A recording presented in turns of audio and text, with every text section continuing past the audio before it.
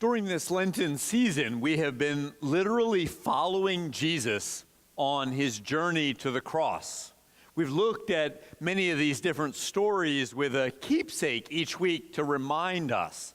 So we started with the cross itself and how often Jesus told his followers that he would head to the cross.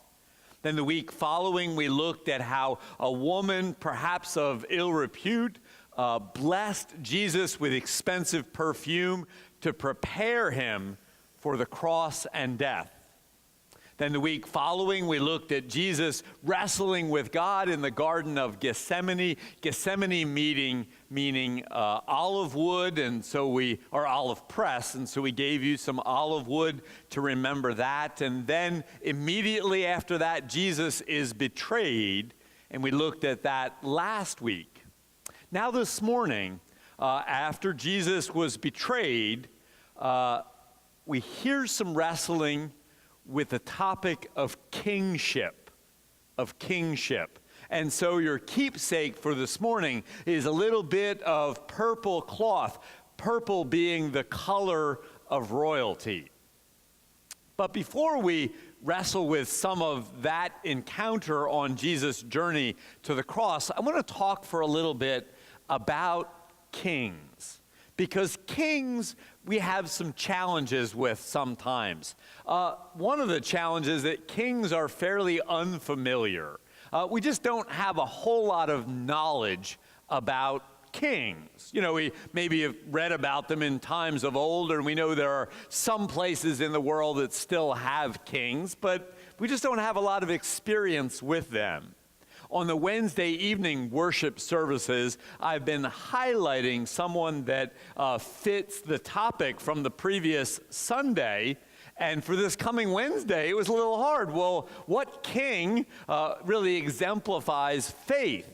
I did select someone that's nobility to talk about on Wednesday, but it took a little thinking of who to choose. So they're kind of unfamiliar. And if we're honest, part of the challenge for us with kings is we've rejected the idea of kings.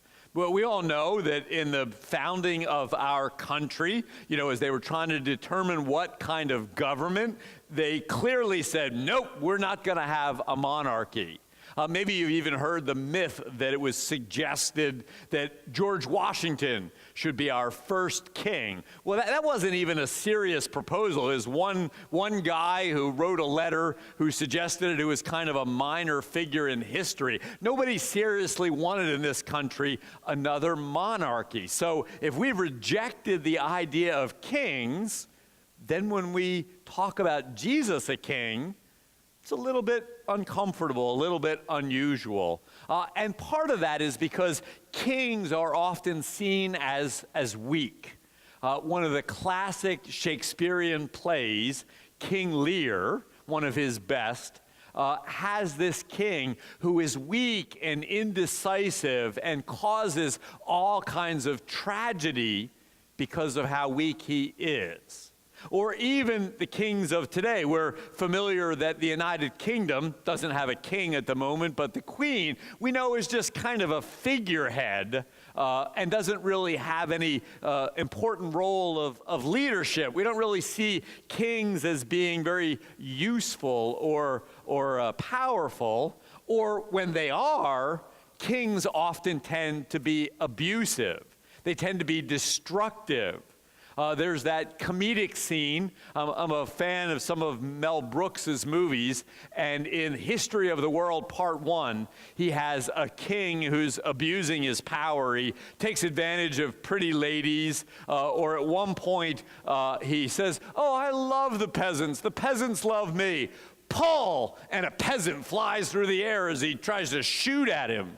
And every time Mel Brooks does this as the king, he turns to the camera and he says, "It's good to be the king." And that's the comedic part of it. The truth is, many kings have used their power for destruction. Even when we look in the Bible, the kings there are quite negative. King Herod, who, when Jesus was born, slaughtered children just to try and get rid of Jesus. or the very best of the kings of Israel, King David, clearly abused his power. We see kings as either weak or abusive and destructive. Our relationship with kings is rather complicated. Usually we would think of a king as looking out for their subjects and taking care of them. But so often that's reversed, and kings want to be served by their subjects. The history of the Old Testament, as they wrestled with kings, for a long time God said, "Can't I just be your king? Do you need a king like other nations?" And they kept saying, "Oh, we want a king, we want a king." And so that lesson that Peggy read earlier, where at least the description of what a good king would look like, and even in Israel, so few of them were a good king. We often have a love-hate relationship with authority figures, presidents or kings. It's complicated. And yet, we have to face the fact that Jesus and kingship are so very closely tied together. There's so many indications of Jesus as a king. When Jesus was first born, just right at the beginning of the stories that we hear, at Jesus' birth, we hear the description when the wise men come. In the time of King Herod, after Jesus was born in Bethlehem of Judea, wise men from the east came to Jerusalem asking, "Where is the child who has been born King of the Jews?" Right? Jesus, from the very beginning, was identified as a king.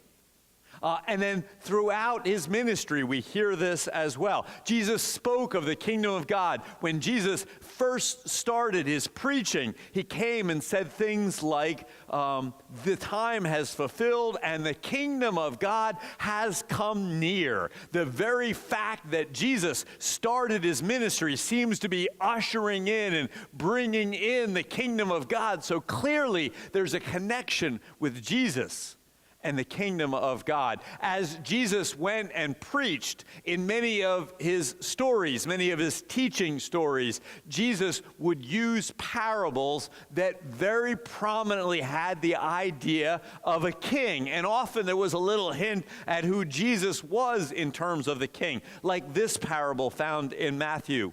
The kingdom of heaven may be compared to a king who gave a wedding banquet for his son. It's easy to see as that particular parable unfolds that the king is God and Jesus is the son of the king. And it's very clear in Jesus' ministry that Jesus has power over the kingdom. He has miraculous power, but he even says things that indicate his power. As with his disciple Peter, he says, "I will give you the keys of the kingdom of heaven." Well, the only way you can give the keys of authority to somebody else like Peter as a disciple is to have them yourself. Jesus has this power as a king. So what do we do with Jesus as a king? Let's look at this story that unfolds after Jesus is betrayed and see what we learn about Jesus, our King. So this is found in John, the 18th chapter. As Jesus is betrayed, he moves to the next step.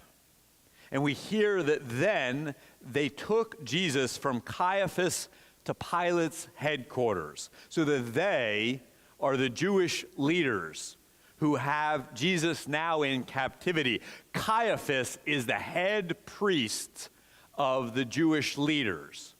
But they bring him to Pilate, who is the governor of the Roman occupation.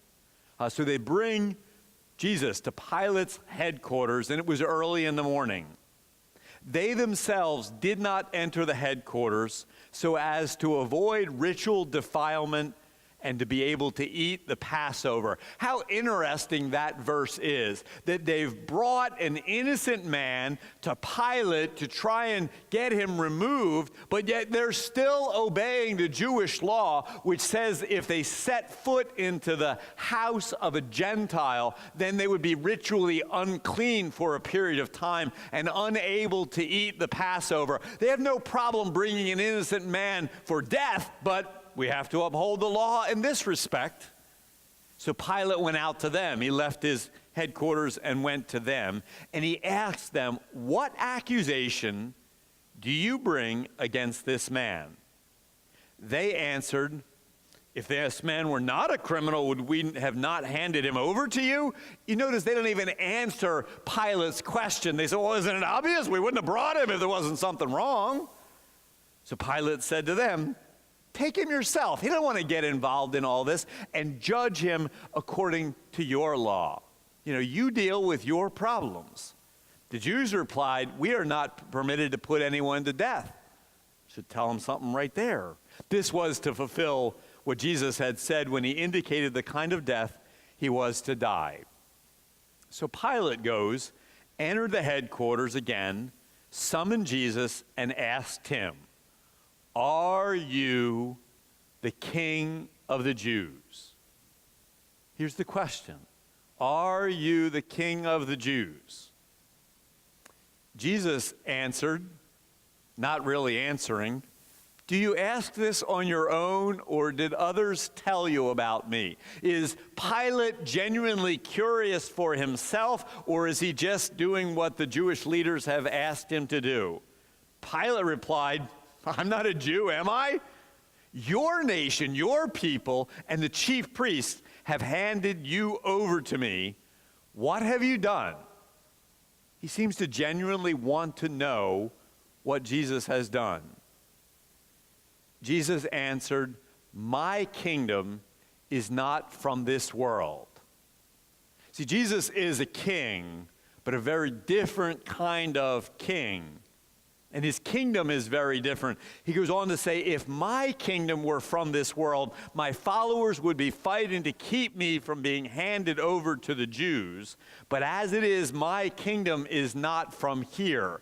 Any normal king would have his military and his followers to come and try and rescue him. And Jesus is clearly saying to him, the kind of kingdom that I have is very different from what you imagine.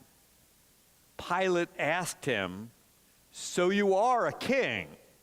But see, Pilate is still thinking in the kings of the day with military and political power.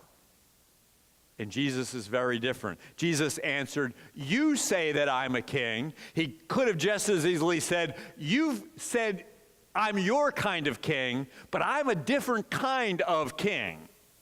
For this I was born, and for this I came into the world, to testify to the truth." I have a different reality. I have a different message to bring that is very different from the way you are thinking about things, Pilate. "Everyone who belongs to the truth listens to my voice." Pilate, you can almost hear him getting frustrated at this point. He answered him, "What is truth?" And he goes back out. After he said this, he went out to the Jews again and told them, "I find no case against him. But you have a custom that I release someone for you at the Passover. Do you want me to release for you," again we hear this term, "the King of the Jews?" And they shouted in reply, "Not this man, but Barabbas." Now Barabbas was a bandit. They give up Jesus at this point. And this is all very confusing, these two layers of kingship, who Pilate is imagining as a king and who Jesus is describing as a king. But what follows just after, and I apologize, I forgot to have this printed in the bulletin, I think makes this encounter so much more clear. Just afterwards, we find this as John the 19th chapter opens. Then Pilate took Jesus and had him flogged. And the soldiers wove a crown, the typical symbol of a king. But it's a crown of thorns. It's a crown of pain and suffering. And the soldiers wove a crown of thorns and put it on his head. And they dressed him in a purple robe. In a purple robe in the color of royalty. But it's a robe that's being soaked with blood for the flogging that Jesus had just received. See, he's a king, but he's a very different king. And they kept on coming up to him and saying, "Hail, King of the Jews," and striking him on the face. See, Jesus is a very different kind of king. He's the kind of a king who serves his subjects, not even just with wealth or power or privilege, but Jesus is a king who gives away his life for his subjects, a concept that Pilate, nor I think anyone present, started to realize till later. Jesus' kingship is quite unique in all the history of kings. And as you put your purple piece of cloth on the keepsakes and remember this continuing Lent, think about this king who gives himself away for us, who serves us. And if we owe any allegiance, any service to him, it's only because first he served us. Think about this and pray on this week as we continue following Jesus on his journey to the cross. Amen.